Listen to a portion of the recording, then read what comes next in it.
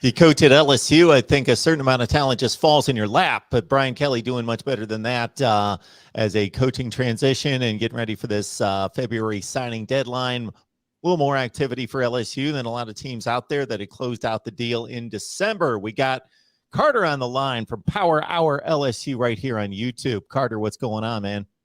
Mark, let's go. It's a great day. Good to be back with you again. And you just breathe in and you breathe out the week of recruiting, and everything's changed now with the transfer portal. So I think, Mark, you felt this as well, with this being the first full cycle where recruits understood the transfer portal and schools understood it as well. The signing day felt a lot different than normal ones. Oh, yeah. You got to include the transfer portal. You got to include that in your evaluation, looking at these teams. You can't just be, bam, let's go right to the recruiting rankings. There we are. We got portal rankings now. So right. That tells you that right there. So Ole Miss making a big deal out of the transfer portal. And, hey, it's their right. So much has been made of that. Harold Perkins. That was a big get on National Signing Day. Number one linebacker in the country who had committed to Texas A&M. Decommits just a couple days prior. Then he completes the flip. He does. And this is what's really fascinating, okay? Now, I am wearing an LSU shirt. I do have Joe Burrow bobbleheads behind me, right? But on my channel, I try and be as objective as I can. And this was before Harold Perkins actually signed with LSU. He was my number one player in 2022, period. No matter where he went. I think he's really special. I think he's a transcendent type of linebacker. Obviously, LSU is going to have to figure out the best way to use him because he was, such a great player off the edge, but he can also play traditional linebacker. He's athletic enough to play safety. His running back tape is legit jaw-dropping as well. And that was by far the biggest splash on signing day. I think out of anyone as far as SEC schools are concerned, right? Especially at a position of need with a defense that is going to be rebuilt with a defensive coordinator who hasn't called defenses and hasn't been in the college game since 2018, and Matt House. So you give Matt House a lot of credit. He was able to hop on a Zoom call with Harold Perkins the day before when Matt House himself was getting ready to go up against the Cincinnati Bengals. But obviously you give Brian Kelly and really Harold Perkins' family the absolute most credit because there was a lot, and I mean a heavy push from some people in Harold's circle who was he was initially from New Orleans. There was a lot of people in that circle that really helped get that across the finish line. So really good stuff. Power Hour LSU right here on YouTube. Check out Carter's work. It's amazing. So check out his insight, information, enthusiasm. It's all there for you LSU fans, SEC fans, college football fans. Check it out. All right. Were there any misses in this class that really hurt? Any guys that got away? Positions of need?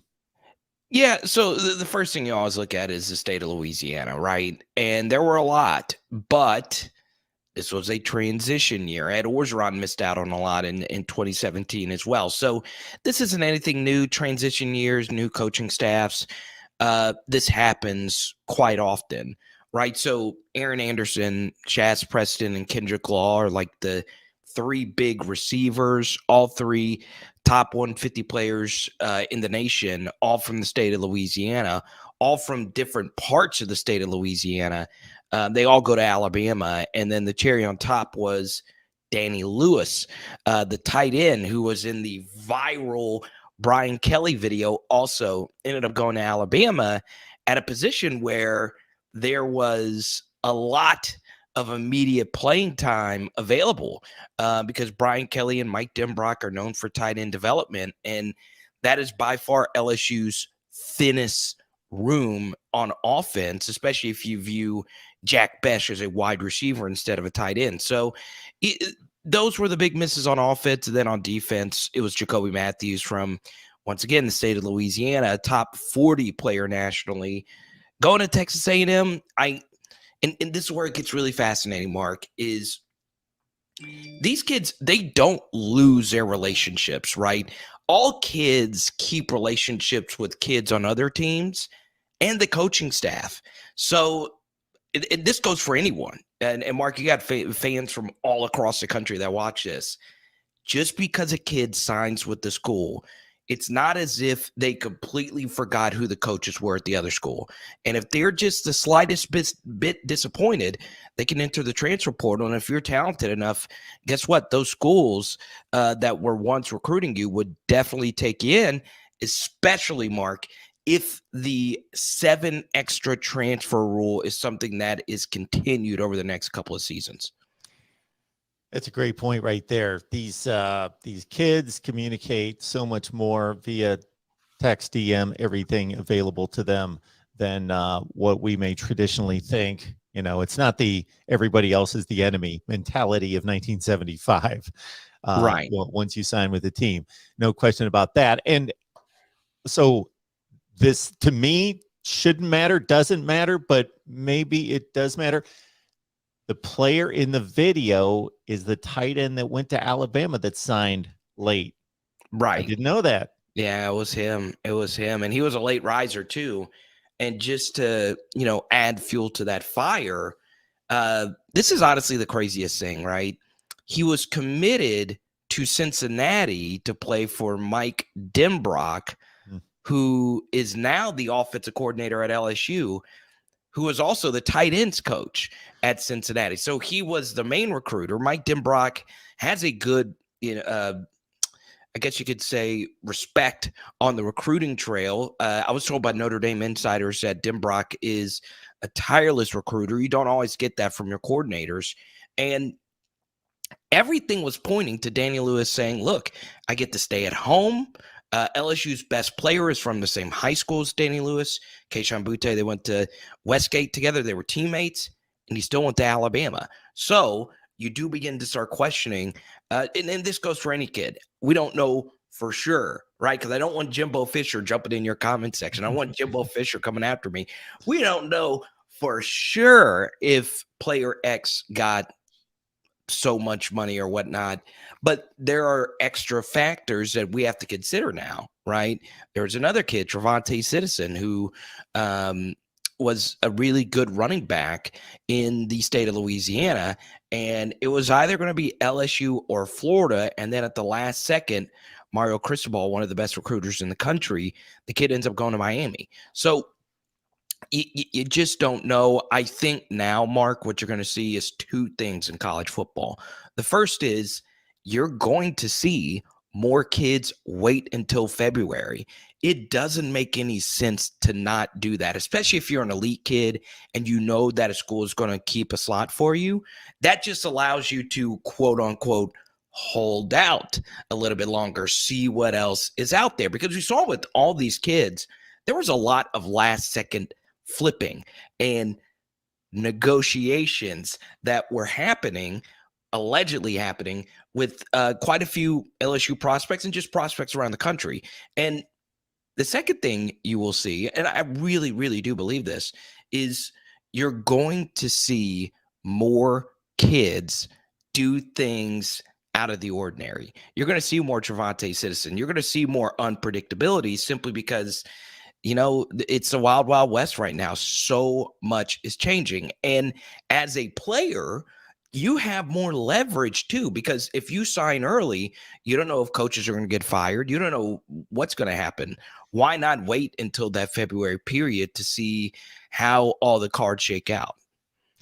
Which is an interesting note, because it was always my thought that this first signing day that was just added about 3 to 4 years ago in mid-December was for the player benefit, meaning that most student athletes, many had provided that feedback that, hey, in the old world, before money was a factor, at least above the table, in the old world, hey, a ton of us want an opportunity to just sign. We know where we're going. We know where we want to go, and let us get there so we don't have coaches bothering us for another 2 months. We can be signed and sealed, and then, hey, still give the other opportunity for this.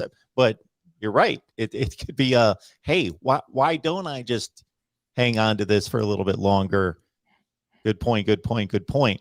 You bring up Louisiana talent, and Miami, Mario seem to be getting their attempting their digs in there, and Miami has in the past, and maybe he did a little more successfully because of coaching transition there.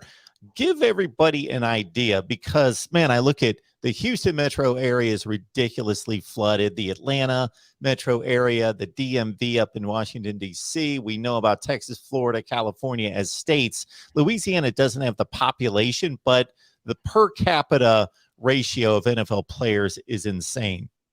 Yeah, so this is what we do on our channel, right? We go really, really deep on LSU football. It's like just craziness. So if you are a diehard LSU football fan, and you've watched our channel before, you know what I'm about to say as far as the state of Louisiana is concerned. Now, it's going to come off as biased, okay? But there is something mythical about a Louisiana 3-star, right? So, yes, we have 3-stars that pop up all around the country, okay? You have Patrick Mahomes, J.J. Watt, whoever you want to mention, right? But Louisiana 3-stars really churn out a lot of talent. And what's really interesting about it is there are two different Louisianas, right? You have South Louisiana, and then you have North Louisiana.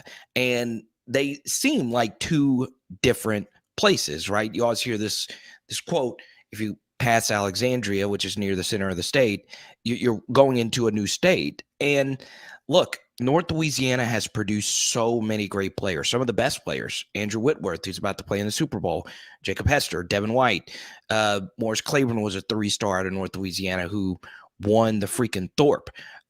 It's crazy, right? There's all these amazing players, and LSU just has a stranglehold on the state, or at least we think they have. You know, this was the first year where in quite some time you saw so many players leave the state. And once again, it was just that transition year. So there is, you know, Mark, for people that don't follow LSU, there is always this argument amongst LSU fans, particularly ones that live in Louisiana. Why do we have such a national blueprint when so many 3-stars are so freaking good, and they go to a different school and they ball the freak out? Now, this is where it gets spicy, okay? What could happen, and what we did see in this first year of the transfer portal, were a lot of the Louisiana 3-stars that were shunned and weren't really pursued that heavily by LSU. They went somewhere else and came back, right? So Jarek Bernard-Converse, who is going to more than likely be one of LSU's starting corners, he's a North Louisiana guy. He's a 3-star. He's from Evangel, and he balls out at Oklahoma State, and he still decided to come back and play for the home state school. Greg Brooks and Joe Fuchsia, who went to Arkansas, and they were lower-ranked recruits. Joe was actually offered by LSU, but still, the point is that they still came back. So we could be in a spot now, Mark, where the transfer portal really does help out LSU, because there is so much talent that leaves the state and they turn out to be really, really good football players elsewhere.